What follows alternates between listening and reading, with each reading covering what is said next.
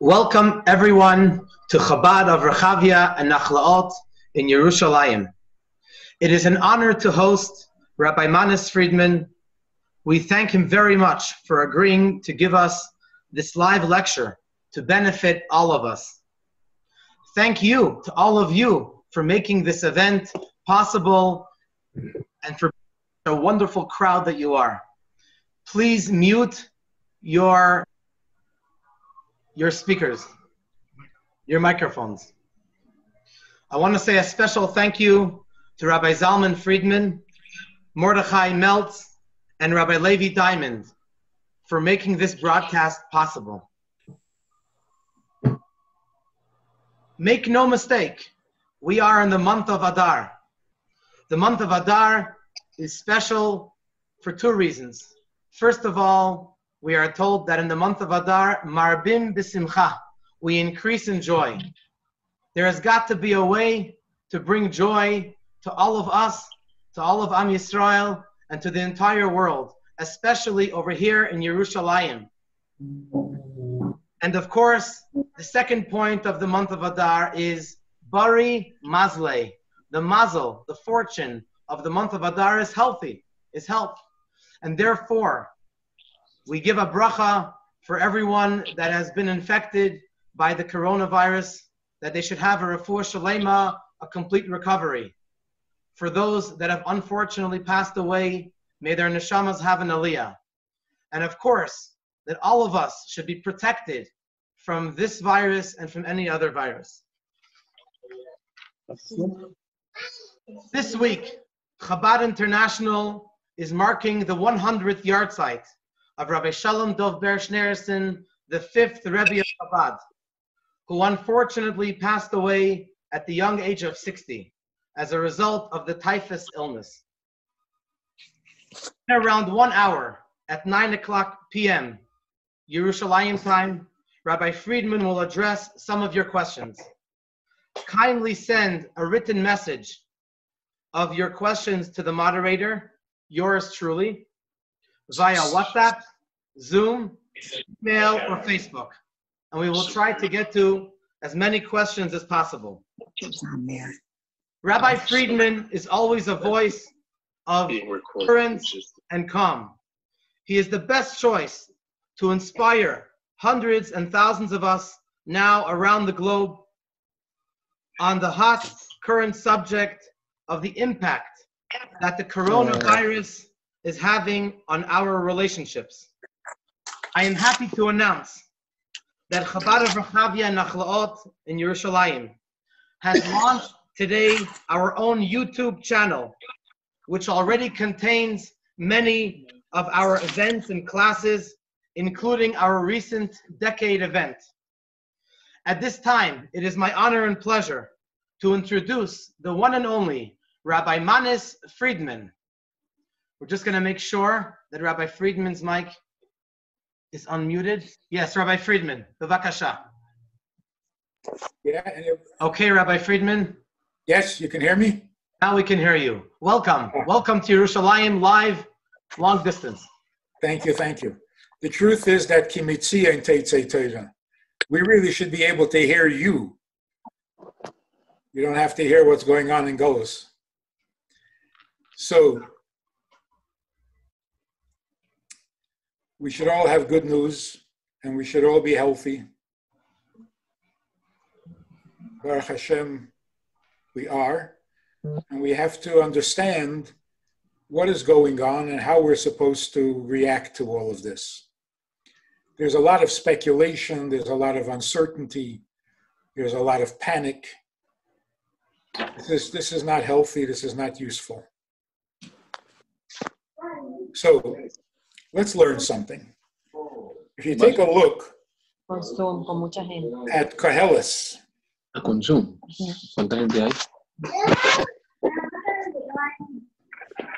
until people mute their mic, you won't be able to hear the rabbi. Can everybody please mute their mic, please? Please mute your mics. In the third Perek of Koheles, the famous statement, Lakol zman va'es l'chol chayfetz tachas hashamayim. There is eis loledes ve'eis lomus. There is time for laughing and there's time for crying. There's a time to put together and there's a time to take apart. There's a time to embrace and a time to refrain from embracing. Let's understand what that's all about. First of all, what does it mean, lakol eis uzman? The first thing we can say is, it's telling us that gam ze yaver. Everything has its time or its season. It's not forever. Time moves, things happen, things change. Today is not yesterday, tomorrow is not going to be today. Gam ze yaver. What is the virtue of that? The difference between an animal and a human being is that an animal will always be what it is. If it's a horse today, it'll be a horse tomorrow, and it was a horse all its life, and that's all it's going to be. And that's all it wants to be. It's happy, unchanging. But for a human being, there needs to be zman va'es. There needs to be changes. Today has to be better than yesterday. Tomorrow has to be better than today. Because human beings are called mahalchim. Unlike the malachim, the angels that are imdim. The angel doesn't change. And that's in some way a maila itself. That's also a virtue. It's unchanging. It's permanent. But a human being has to be more than a human being. Makim is permanent. It's real estate. But time is always changing. So for everything, there is a time. There's a time to be close, and there's a time to be far. There's a time to love, there's a time to hate. There's a time to laugh, and there's a time to cry. Interestingly, you can have two times at a time. For example, in today's matzav, is it a time to be close or is it a time to be far? It depends with whom. Publicly, to the outside world, now is a time to be far. But to the family, it's a time to be closer than ever. So you're having two zmanim at the same time. Is now the time for closeness or is now the time for distance? How does that make sense? If everything has its season, how can you have both at the same time, winter and summer at the same time? So one thought is, there's a time for closeness and there's a time for distance. Both of them are supposed to bring achdus. Closeness means becoming one, and distance is another way of becoming one.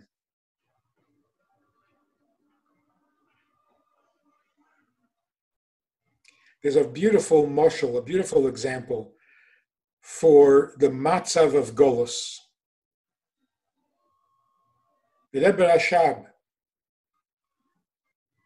whose 100th yahrzeit is coming up, was walking with his son, who became the Rebbe after him, with the previous Rebbe, who was a young boy.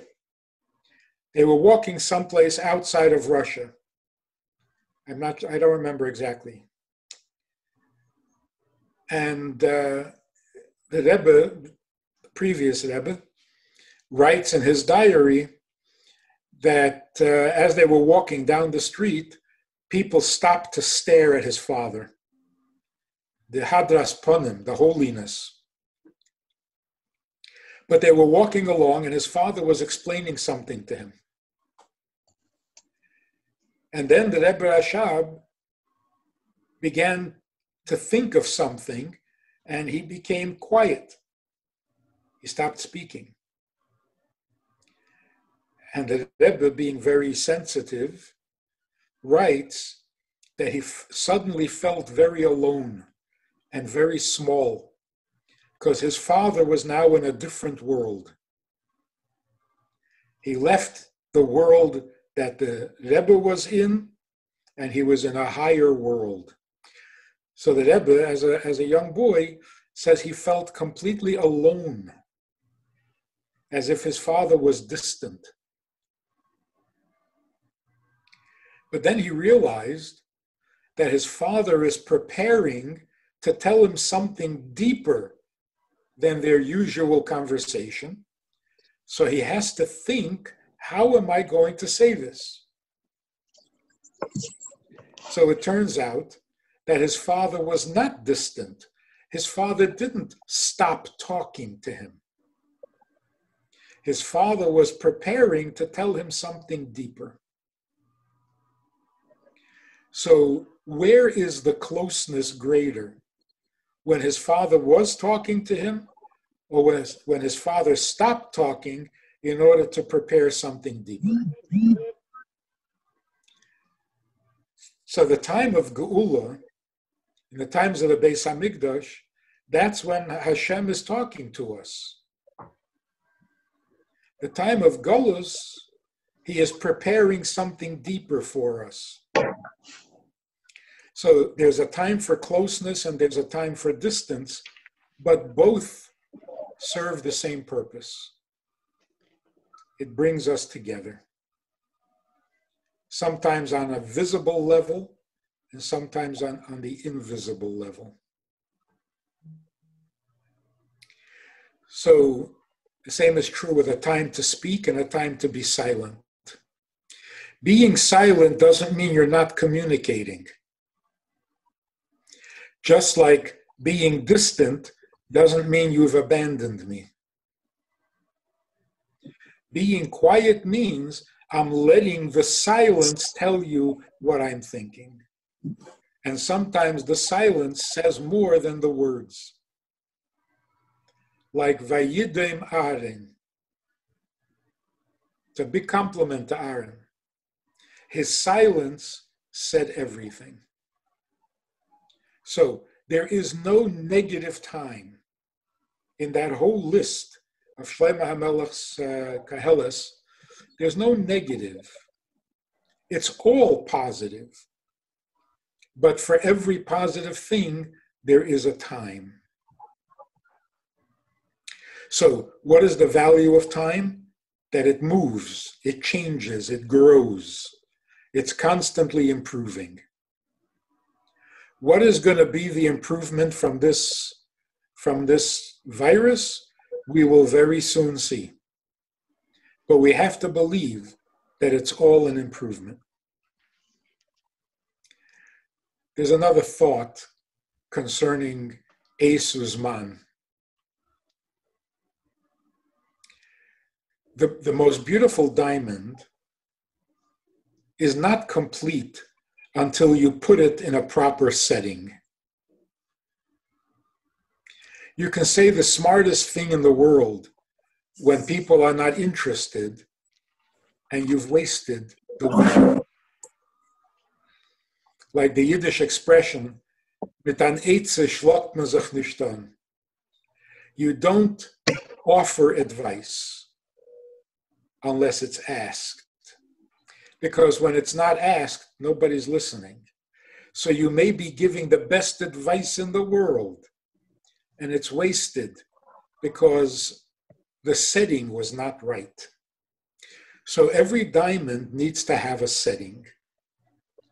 So when it says, B'kol zman l'chol zman va'es, It means that even the best thing in the world, if it's not the time for it, it's not good. In fact, Shlomo HaMelech says it later also. Everything is good in its time, which means the combination of a good thing at a good time, that's perfect. So when it says, for everything there is a time, it means not just that everything will happen sometime.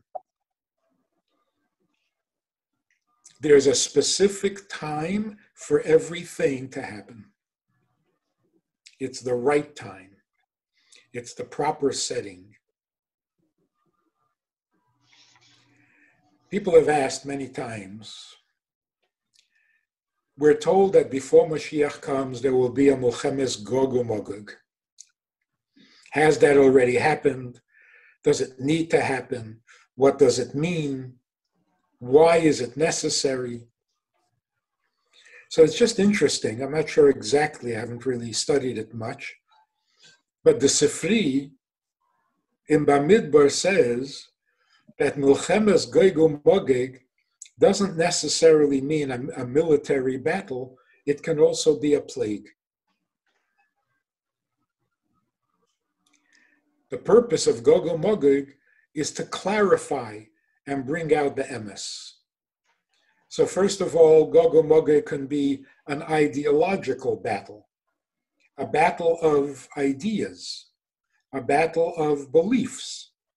Whose emunah is correct? Whose religion is correct? Whose knowledge is correct? When you have that kind of battle, it resolves the doubts. When people know the emes, you have resolved all doubts and confusion. Somehow, a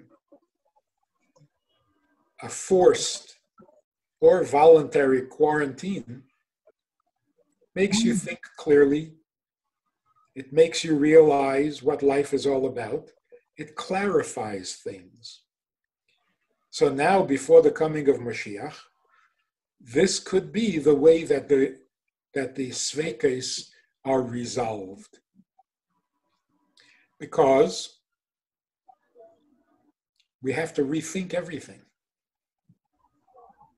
When everything changes in your lifestyle, in your habitual life, now you have to stop and think, what is life itself? So we're down to the basics. Does life necessarily have to have travel, entertainment, shopping, parties? Is that life? We have to rethink it. So all of our habits can now be questioned and rearranged and improved. And primarily, I think the most important habit is the religious habits. How have we been religious? How have we been frum? And has it become a bad habit? Or maybe a good habit, but still a habit? We have forgotten why we're doing it, who we're doing it for, what is it all about? It's a time for his bonus. And that is a very good thing. To get rid of all the unnecessary stuff, the tuffle, and get to the ikar. This is something that the great tzaddikim of the past have worked so hard on, to see past the external, to get to the internal, to see past the unnecessary, to get to the essential. That's a big Avodas Hashem. And now it is happening almost for us. It's being done for us. So under these circumstances, what do we need to do? We need to realize that this is a special time. It is necessary that this happen today, not a month ago and not 2 months from now. Now is the time for this. And this is a renewing of a relationship. This is rethinking who we are, why we are, where we are, but to the basics, not to the details. Not to the way that you're frum, but what does it mean to be frum? Not the way you do mitzvahs. What does it mean to do a mitzvah? And why does this have to happen? What's wrong with just having a good, healthy lifestyle? You run to shul, you go to the Beis Medrash, you learn a little this, you say a little that, you daven 3 times, you say Krishma, you go to sleep. It's a good habit. It's a good lifestyle. Why do we need to rethink it? Because Mashiach is coming. And when Mashiach comes, everything is going to have to change. For example, today we do mitzvahs, we learn Torah in order to fight the Yetzer Hara.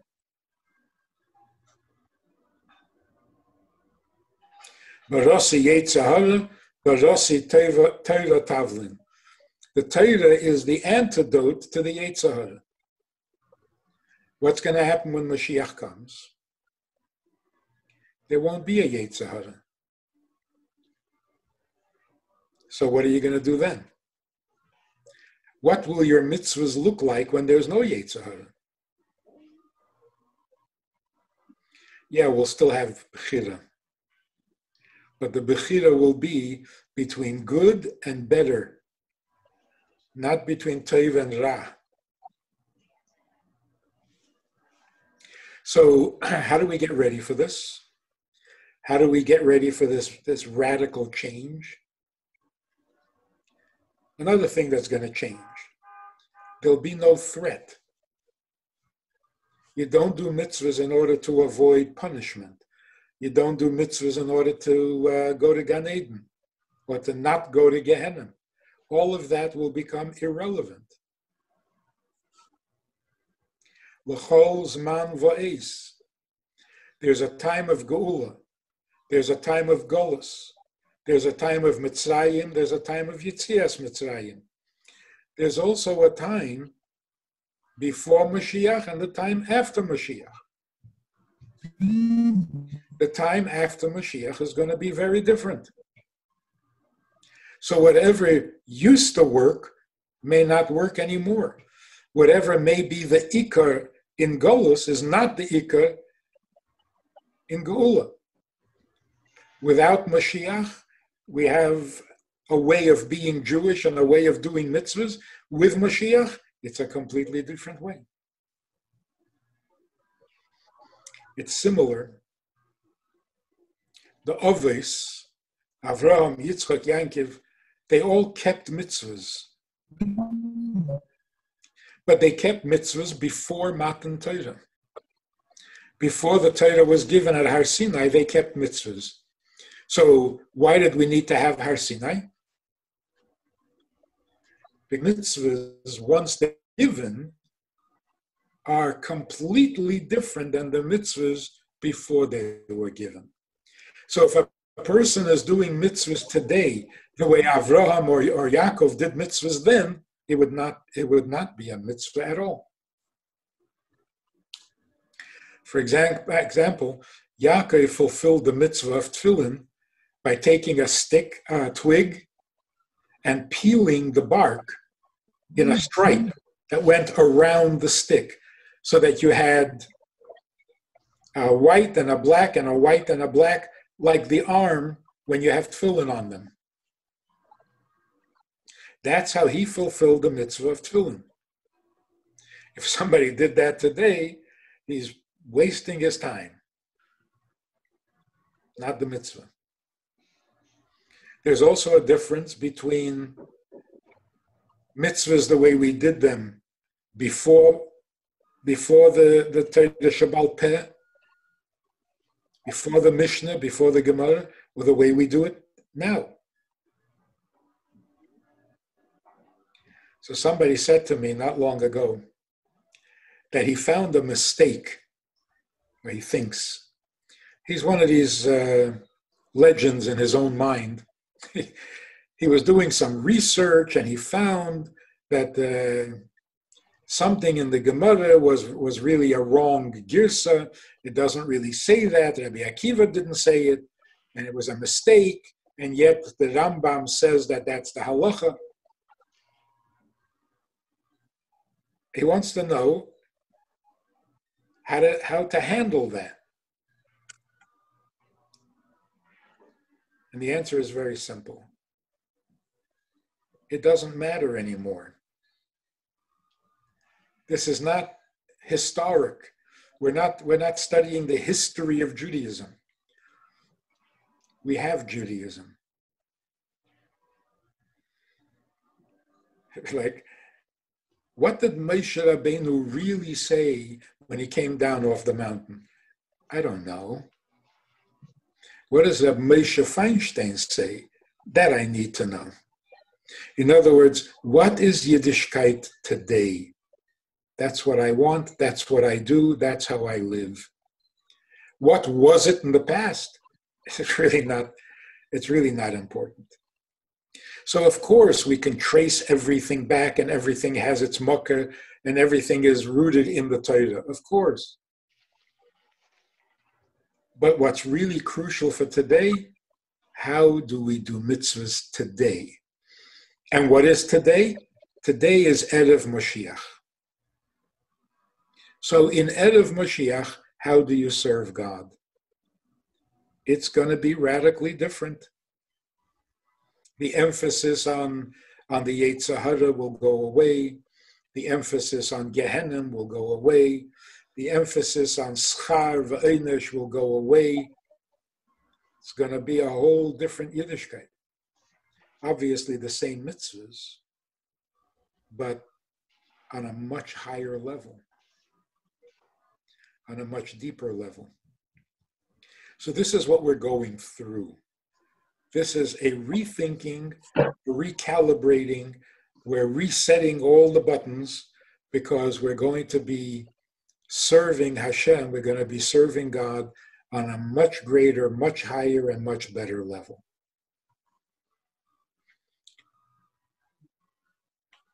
Another example.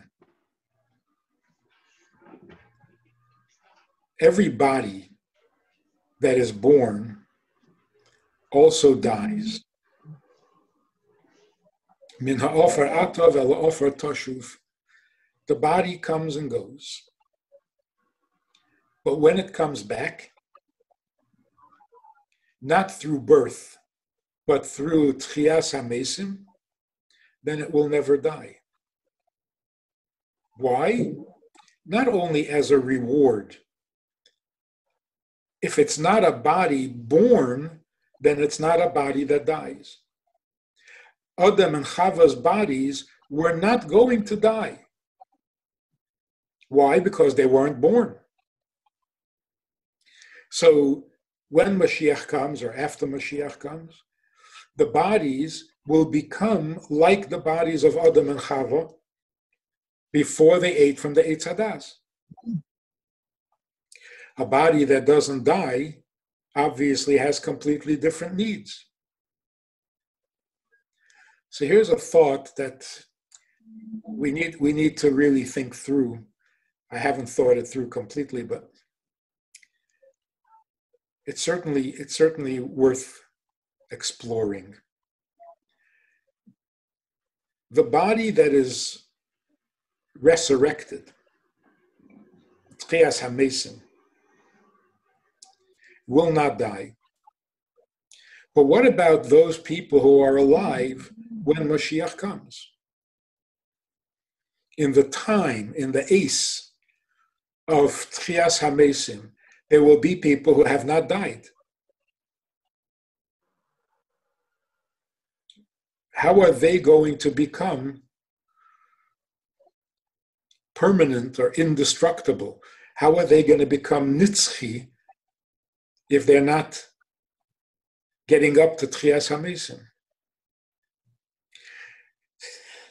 There's an opinion that everybody will die for a few minutes and then come back.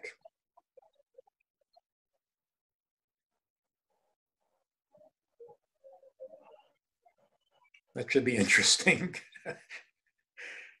You're talking to somebody, you're in the middle of a conversation, all of a sudden he dies, you wait a few minutes, he comes back, and you continue the conversation.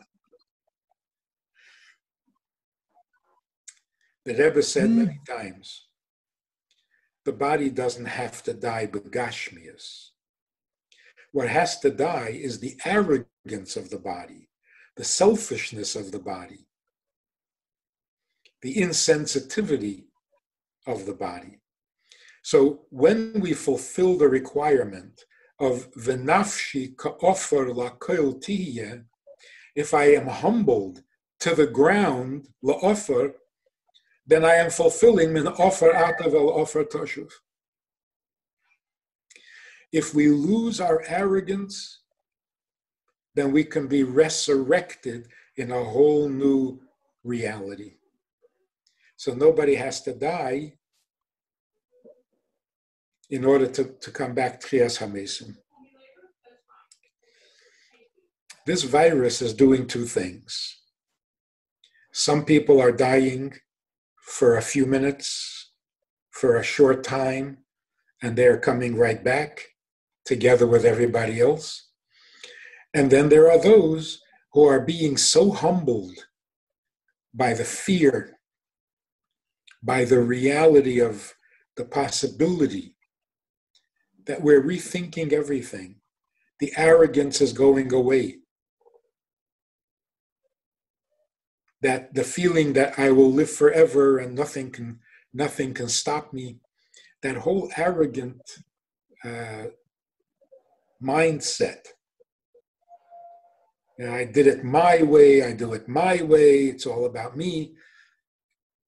That is disappearing rapidly. And it's replaced with concern for somebody else. V'nafshi ka'ofer la'kol tihye.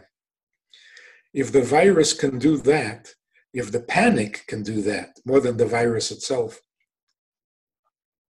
if it can humble us, sober us up, put us back on healthy feet, that is a form of Tchias HaMesim, and then we don't have to die. That's even better than dying. Life is always better than dying, but it's a better Tchias HaMesim than the literal Tchias HaMesim. So let's hope that that's exactly what's happening. The world is becoming a little more realistic about itself. We realize that l'chol zman va'es tachas hashamayim. Tachas hashamayim. In nature, things that are under the shamayim. Here things change, they come, they go. But once we reach the ace, the kates, once Mashiach comes, now we are l'mayla min hashamayim. And all of these things can stop. All of these things become unnecessary. They have achieved their goal. They have brought heaven down to earth. And now there is only heaven, which is Vayemahu yihye Hashem echad u'shmai echad. Do we have any questions? Practical questions? Not medical questions. I'm not a doctor. Thank you very much, Rabbi Friedman, for your inspiring words. Food for thought and food for digestion. And Bezrat Hashem, we will do our best. We have a couple of questions that have come in.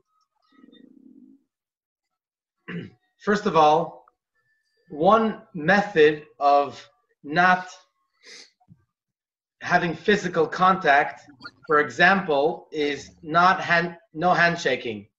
It seems to be that this might be a long-term distance, and people for a long time are not going to be are going to be getting into the habit of not coming into physical contact. How is that good? And is this ever going to change? Of course it'll change. Until Mashiach comes, everything is changing. But let's consider something I think really beautiful. What is the purpose of the Levana, of the moon? L'ho'ir es halayla, to illuminate the night. If the moon's job is to illuminate the night, it's not doing a very good job because it's night, it's dark. The little bit of light that the moon gives, it's really not enough to read by, it's not enough to work by, and that's why everybody goes home at night. So what exactly is the purpose of the moon? And if its purpose is to illuminate the darkness, why does it disappear for parts of the month? If you were hired to do a job, you got to do your job. You can't take off half the month. But here's the beautiful idea. We were saying earlier that even being quiet is a form of communication, or can be. Sometimes what you don't say is more important than what you do say. The moon is not meant to take away darkness. The moon is meant to let you see how beautiful the darkness is.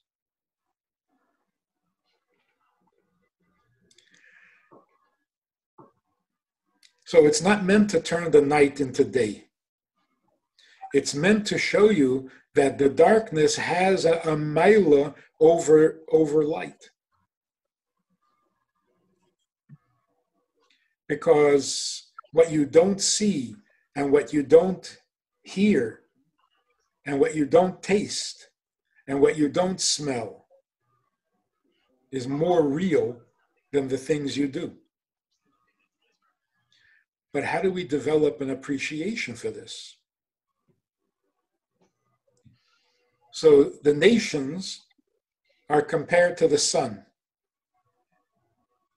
Am Yisrael, B'nai Yisrael are compared to the moon. Why? Because we see the beauty, we understand and appreciate the significance, the importance, and the preciousness of things that we don't see, don't hear, can't touch. It's a more feminine quality because the moon is more feminine, but it's a human quality. So not touching is not distance. It's another form of closeness.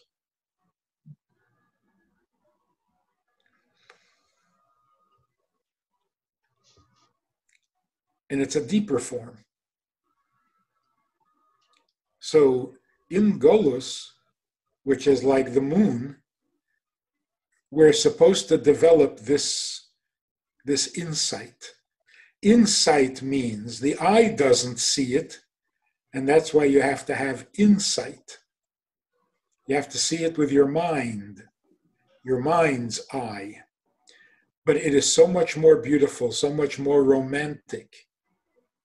So when, again, going back to the story of the Rebbe Rashab, when your teacher stops talking because he wants to teach you something more personal, something deeper, something more private that he hasn't said before, and he has to think, how am I going to say this to you? This is what the Eibishter is doing in a time of silence, in a time of golus, in a time of not touching. Now, we've always been told this in marriage classes, that the 2 weeks when a couple don't touch is not because they have to be distant, but because they have to learn what real closeness is. And real closeness does not involve a physical contact. because closeness is not physical. It draws the body in, so the body is included in the closeness, but the closeness does not come from a body. On the contrary, all distance, undesirable distance, comes from our bodies. Like he says in Tanya, the gufim are mechulakim. What keeps us separate is our bodies. Otherwise, we would be one. So, will we go back to touching, shaking hands, physical affection? Yes, because the body will not be left out. But we will appreciate what closeness really means, so that even the closeness of the body will become a much greater, much deeper, and much more permanent closeness between us and the Eibishter and Bein Adam L'Chavere. Thank you. Thank you very much. The next question is, my husband is home all day now. I truly love him, but I need my space. How can I make the best of this time? I truly love him, but I don't like him hanging around. It's such an old problem. And this is not happening just because of the virus. This is always the case.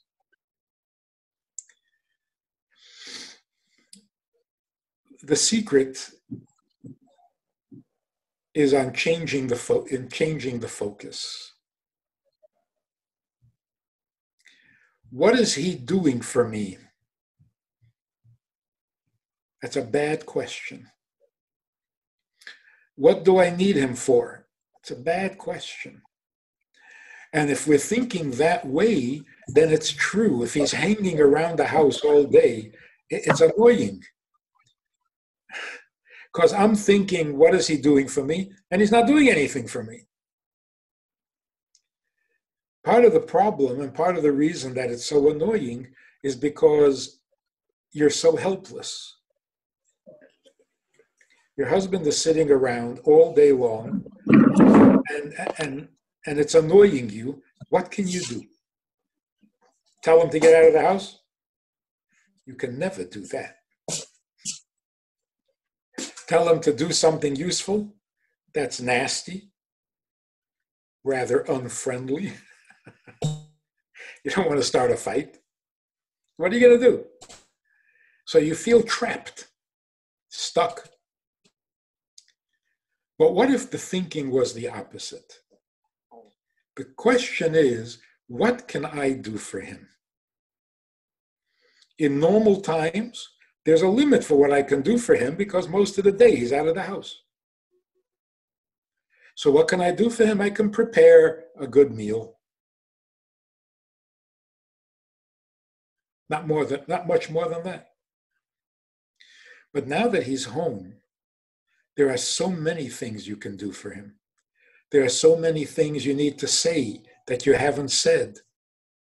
There are so many ways in which you can bring yourself closer to him rather than wait for him to get closer to you.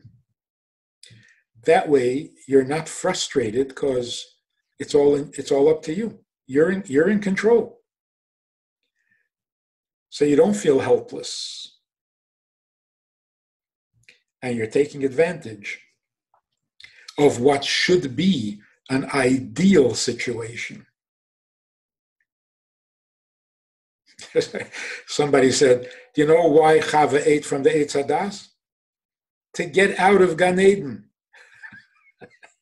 Because in Gan Eden, she was stuck with Adam all the time and there was nothing to do. So when she heard that in the world outside of Gan Eden, men have to work hard, she said, oh, that's good. That's good. He's going to have to go out and make a living? Oh, good, good, good. So she ate from the Eitz Hadas in order that they should not spend all the time together in Gan Eden. But on the other hand, that was Gan Eden. So no, we don't want to go back to that Gan Eden. We want the much better Gan Eden. And that's when the world outside of Gan Eden becomes holier than Gan Eden.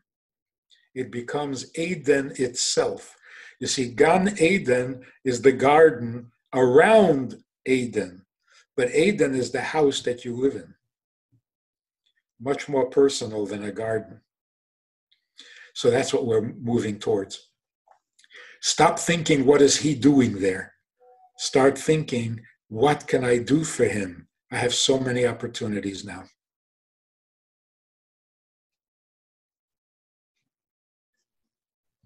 Same is true with children. It is a mitzvah on parents to educate their children.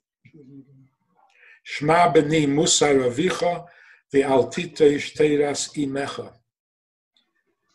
We know that you can hire someone to do that mitzvah for you. That's called a cheder, or a yeshiva, or a malamed, or a school. But mitzvah b'y yesem b'shluchei. If you could do the educating, that would be even better. Now all of a sudden, there's no school, there's no cheder. All of a sudden, you have your mitzvah back. You should enjoy it. You should enjoy it. We will never regret the time we spend with our children if we spend it with them. So take advantage. Thank you. The next question is probably a statement. I am disgusted about the cancellation of minions and not saying Kaddish. I am disgusted by the cancellation of karbonos. I'm a kohen, it's my job, I'm supposed to be doing that. When do you cancel that and use davening instead? Actually, I'm not upset at all. I don't know about all this butchering and stuff. Not looking forward to it. But you canceled karbonos in order to have tefillah. And that's an improvement. For some reason, milmaila, from heaven, they're canceling tefillah for something even better. They're canceling tefillah b'tzibur. So it's like there was a year on Sukkot in Brooklyn, in Crown Heights, the rain just didn't stop. And Chassidim want to eat in the sukkah. So if it was raining normally, they would just eat in the sukkah with the rain. But the rain was impossible. So they waited and waited for the rain to stop. Finally, somebody said to the Rebbe, what does the Eibishter want? The Rebbe said, the Eibishter wants you to go into your house where it's warm and dry and enjoy Sudas Yantif. What do you mean, what does the Eibishter want? Why are you thinking so negative? What does the Eibishter want when he tells us to say Kaddish?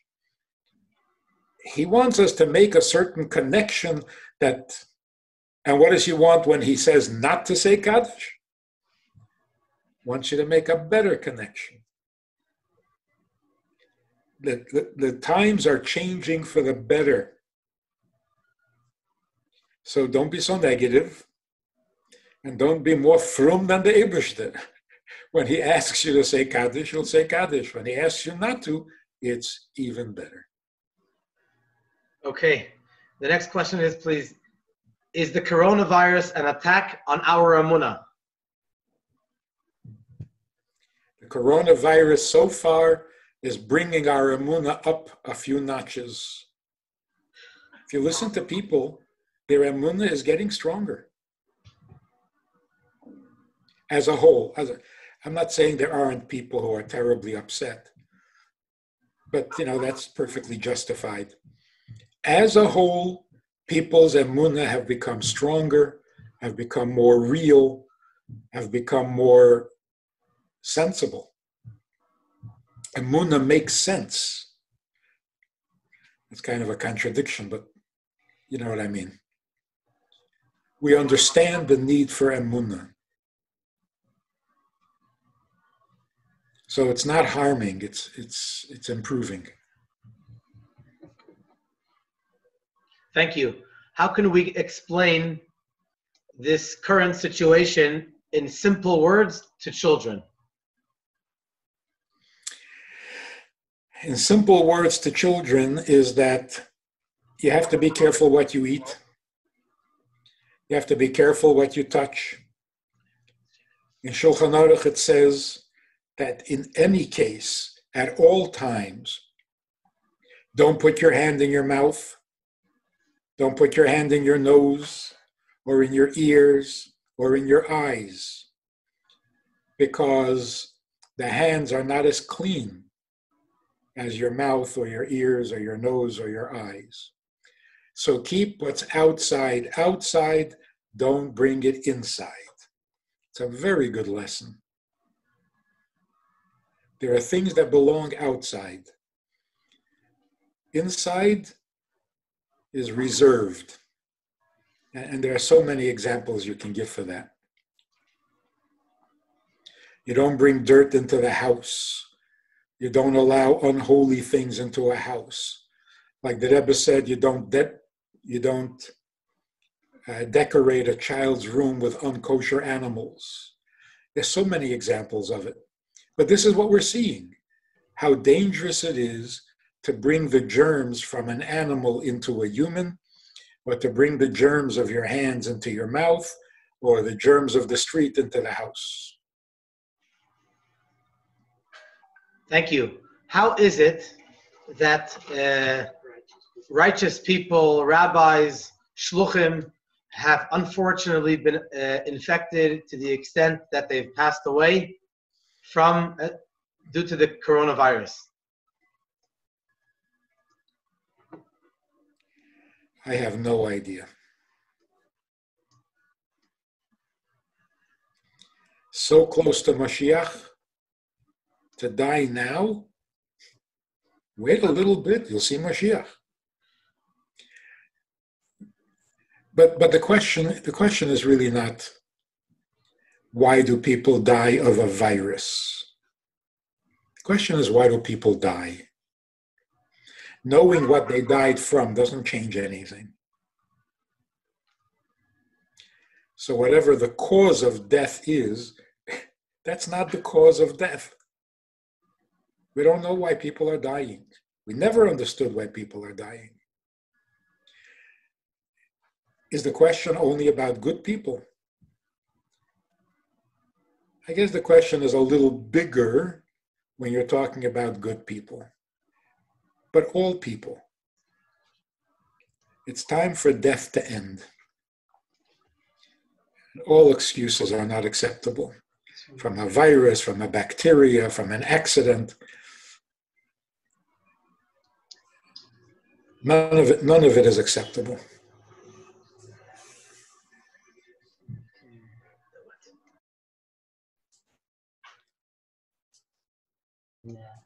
As we ask more questions, you're welcome, to all of our crowd, you're welcome to text and to write more questions over here on Zoom or on Facebook or to me personally on my WhatsApp. The world is closer to Moshe Mashiach. Virus is causing on one hand, the world, the Rebbe taught us to look at the world that we're to see the signs that we're coming closer to the coming of Mashiach. And on the other hand, the virus is showing the exact opposite, seemingly, that there's more death in the world and more destruction and more suffering. How do these two things go together? Again, I'm not going to even try to explain suffering. It's got to end. There's no good excuse. No answer is going to be satisfying because we just don't want it. But the Rebbe told us that we are the last generation of Golus and the first generation of Geula. that can be very painful and confusing. 1 foot in Golus, 1 foot in Geula, really painful. That's like being a chos and kala. You're not single, but you're not married. It's very painful. But we have to go through it. And that's why the Chachamim, in the times of the Gemara, hoped that Mashiach would come, but they didn't want to be part of it. Because it is not easy. To be the generation that leaves Golus and comes into Geula, it's a real challenge. And that's why we're seeing this confusing picture. Things are getting worse, but things are getting better. We're coming out of Golus, but the Golus is horrible. Yeah, these are the two sides that we're trying to balance. So on one hand, we have to behave like we're in Golus, build buildings, start new organizations, start new yeshivas, and so on, as if we're going to be here for a long time. On the other hand, it's so close to Mashiach. Why would you die now? It's so close to Mashiach. Why aren't we feeling, or we are feeling, that that all the reasons for doing mitzvahs have now become positive rather than negative? To avoid suffering, to avoid punishment, to avoid Gehenna. We're starting to do mitzvahs properly in a Mashiach-dike fashion. So it's just interesting. What is a virus? Again, I'm not a doctor. I'm not talking medically. What is the difference between a virus and a bacteria? They both cause illness. But in bacteria, there is bad bacteria and there is good bacteria. The bad bacteria makes you sick, but the good bacteria keeps you healthy. There is good cholesterol and there's bad cholesterol. But when it comes to viruses, there's no such thing as a good virus. They're pure bad. And the reason that they're pure bad is because they represent emptiness and nothingness. There's no good form of that. The virus doesn't have its own life. It looks to get life from healthy cells. That's why it must move, this particular virus must move to your lung, because that's where it gets its life from. It's a parasite. It's Amalek. There's no good side to Amalek. But Amalek has to be wiped out. So here's the lesson from the virus. If you have an enthusiasm, if you're excited about life, but you're excited about the wrong things in life, then switch it. Take the excitement, take the enthusiasm, and put it into your Judaism, into your mitzvahs.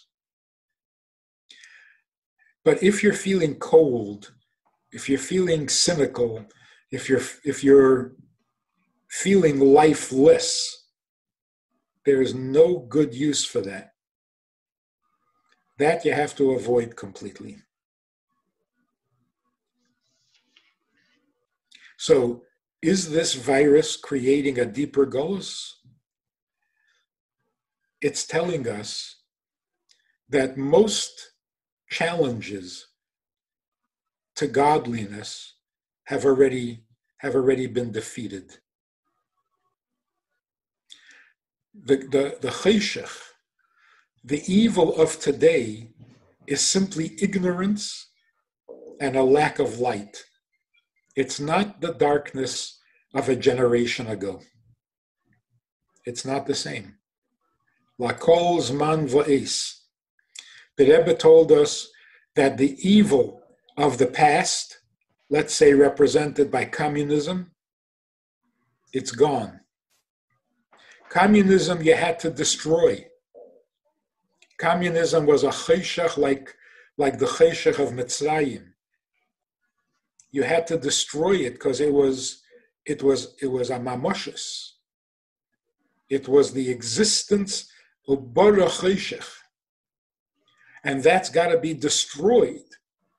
So the previous Rebbe fought communism to the death. Thousands of Chassidim died in that battle, but they defeated communism. Today, the Rebbe says, we have a different matzav. The time changed. Now we have cheshach that is simply the absence of light. It's a lack of knowledge, a lack of information. There is no mamoshes to the darkness of today. So the only response today is more light. More light. There's very little left of the cheshach, only the confusion and the ignorance. So as soon as you bring in wisdom, as soon as you bring in some light, the cheshach is gone. So it's another example of how we have to be in touch with what's happening in our time, in this ace. And of course, how would we know if the Rebbe didn't tell us? But now we know. Do one more mitzvah, bring in a little more light. Don't fight the darkness. It's a different time. It's a different reality. If you fight the darkness, if you talk about Gehenna and you talk about punishment, and you talk about the suffering, and you agonize over the anti-Semitism, you're giving it more koyach. It's the wrong direction. Catch up to the times. The times today are, you don't have to stop every Aveda before you do a mitzvah. The mitzvah will wipe out the Aveda. So you can stop somebody in the street and ask him to put on tefillin. Shouldn't he go to the mikveh first? Shouldn't he at least wash negelwasser? Shouldn't he first say Ani Mamin? It's not the same darkness. The darkness of a generation ago had to be washed away before you could do a mitzvah. Today, the mitzvah will wash it away, because all that's missing is the light of the mitzvah. So, it is a different approach. It's a geula approach. Even the little bit of golus left, it's not what golus used to be. So let's be enthusiastic about positive things. Ivdu es Hashem besimcha, that is the only requirement. And Ivdu es Hashem means do for him. Because once Mashiach comes, that will be the only reason to do a mitzvah. Because we won't need anything. It will be all for him. Lishma. Thank you. We see that leaders, world leaders, presidents, prime ministers are almost lost for words. What would you, if you had a chance to advise world leaders, if you were their speechwriter, what would you write for them? What would you advise them to say? As little as possible. but optimistic. It does not help to make panic. It can maybe be useful as a political weapon, but it's not nice. I'm listening to them. We're all listening. Please mute your microphones. Thank you. Whoops, that was me. I think the only answer to a virus which represents an absence of life is to live more. Become more alive. Look around. Look around you. There is something that is needed from you. Don't get focused on what you need, like more toilet paper. Look around and see what is needed from you. Somebody desperately needs a favor from you. And it doesn't have to be life-saving. Don't become a lifeguard. Just look around and see where you can add light to this last moment of darkness. You know, the whole thing happened between Purim and Pesach. On Purim, Mordechai tells Esther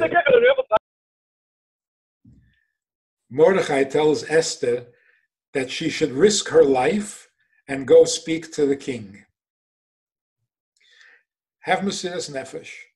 So you would think that Mordechai would tell her how important it is for her to have this Mesiras Nefesh. It's so important that Klal Yisrael is waiting for you to save them. Doesn't that justify Mesiras Nefesh? Mordechai tells her the exact opposite. This is fascinating. Revach v'hatzolo yamed laYehudim imokim acher. Don't save Klal Yisrael. Klal Yisrael is fine. So why should I have Mesiras Nefesh? Because mi yedeya im le'es kazeis higat lemalchus. Lakol zman vo'es. Mordechai says to Esther, mi yedeya im le'es kazeis. The time right now doesn't demand saving Klal Yisrael. That's the Eibishter's job. What the time now demands is that you use the fact that you are a queen to do something for a Jew. That's what the time, the ace, is calling for. Esther was sitting by Achashverosh for 10 years, keeping a secret, suffering, miserable. Now, Mordechai says to her, Le'es kozeis higat lamalchus. Now you understand what you're doing there? Now you can fulfill the reason for all those 10 years. And if you don't go, Revach v'hatzolo yamed laYehudim imokim acher. The Yidden will be fine. Netzach Yisrael lo yishaker. But the reason for your being queen will have been wasted. And for that, you should have Mesiras Nefesh. To fulfill your mission, your shlichus, that you are here to help one other Jew, if not many. That is worth Mesiras Nefesh. And Mesiras Nefesh simply means don't just think about yourself. So let's look around. Let's find the opportunities for goodness that this matzav is creating, because it certainly is opening up new opportunities to do a favor to another person that can be life-changing, maybe not life-saving, but for that, your neshama came down, and miyedeya im lo'es kozeis, that all of it was for this moment, under this matzav, that you can do somebody a favor. For that, we should have Mesiras Nefesh. Mesiras Nefesh means give yourself to someone else. V'nafshi ka'ofer lakoil tihiyeh. That is enough to bring you Tchias HaMesim. Wow, that's amazing. Now, there are a number of singles, boys and girls that are listening to you now, and also that are of marriageable age and dating age. And there are also parents that are preparing their children, and their children are ready for dating. And this seems to be a large turning point in our society. And how do we prepare for the dating scene? How do we prepare our children for the dating scene, for this whole new concept, this whole new idea? All right, so the new idea that closeness doesn't have to be physical is a very important lesson, particularly for those who are going to go into shidduchim. It's a Hollywood idea. It's not a Jewish concept that physical affection is the best affection or the only affection. It's a horrible thought. Babies need to be touched and hugged and fed. Not a shidduch. That's not how you get married. So let's be a lot wiser now than we were before. All of a sudden, everybody is shomer negia. But not for negative reasons. That's just a mushel.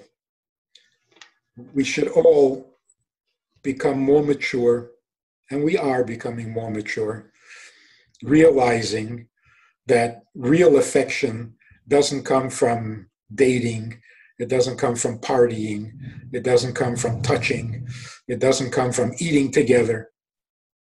It's a much bigger, much greater, much deeper thing. We're better off now. We will date more maturely, more seriously, because we want marriage more than ever before. We've never appreciated the power of family. When you can't go to a party and you can't go to shul and you can't go to school, who are you left with? Who is really there for you when things are not so good? Your family. It's a whole new respect for family. So you will also notice, and I don't have an explanation for it, but you will notice that shidduchim are now happening faster and greater, and to people who had already given up, they're all of a sudden happening. And when this thing is over, in Mirz Hashem by Pesach time, the shidduchim crisis will also be over. This whole event was worth it just for this statement. We will have Koil Sasain v'Koil Simcha, Koil Chasan v'Koil Kala. Amen. Amen. Right here in Yerushalayim. V'Ike. And so there's another question over here that I really want to go visit my grandparents. And I feel that I'm being held back. They tell me it's for their own good, for the elderly's own good. But I feel that I am being held back and I am unable to express my love to them. Are they not lonely now? Are they not missing out on anything? I feel that I'm missing by not visiting them. So, umi yedeya im lo'es kazeis, the Eberstedt invented the internet.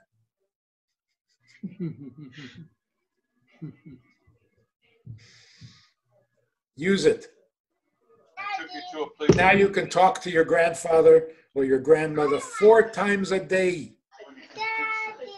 Before you didn't visit even once a month. So if you really want to reach out and touch your grandparents, do it over the internet. They will appreciate it immensely. And you can do it every hour for 5 minutes. It's a blessing. The internet is a blessing. People were cursing it. They were blaming it for all the evils in the world. It is a blessing. If you use it right, there's nothing greater than the connection that this is. I mean, look what we're doing right now. Without the internet. Right here in Yerushalayim. And Hashem made that many more people that are able to now to connect to you, to connect to us for Hashem's reasons, but able to gather together and to listen. Yeah.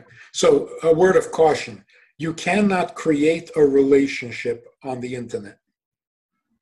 Can't. But relationships that already exist, you can enhance and you can participate in over the internet. No dating by Skype. No dating by Skype. It's horrible. The internet is not personal. It's very impersonal. But with the people you already have a personal relationship, this is a wonderful gift. So another follow-up question is that if there's going to be a lockdown and they're not going to be able to, for a long time, and they're not going to be able to date, what should they do in the meantime? They were planning to date now. The waiting will only make it better. Kol hakava l'tova. The waiting will make it better. Because when this is over, we will be more sober, more mature, wiser than before, and the shidduchim will go more easily. We'll find the right shidduch more easily. It'll be a whole new world. It's going to be a beautiful world very shortly. Someone, of course, those who are nebuch suffering should, of course, have a refuah shlema. Amen. And they should take advantage of the alternative medicines that have something to offer until regular medicine produces what they need to produce. So certainly for them, it's not looking so good, and it's hard for them to be positive.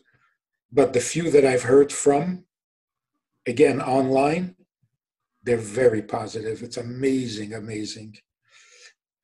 The human spirit, the Jewish spirit is bigger than life. They're very positive. Their message is positive, all about taking your relationship seriously, being thoughtful to each other and kind to each other, and enjoying, taking pleasure in each other. It's so vital. It's so necessary. So those who need a refuah should have a refuah.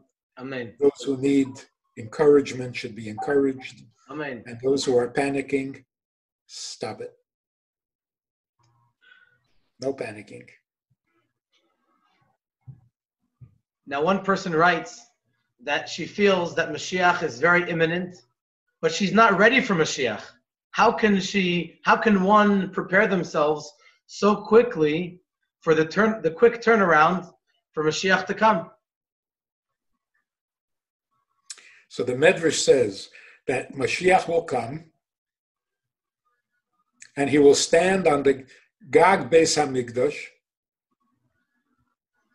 and we won't believe it. And the Shechina is going to have to say to us, Anovim, Higi Azman Geulaschem. This is after Mashiach is standing on the Beis HaMikdash. He has to tell us that we are not in Golus anymore because we're not going to believe it. In other words, Mashiach will come as a surprise. We're not ready.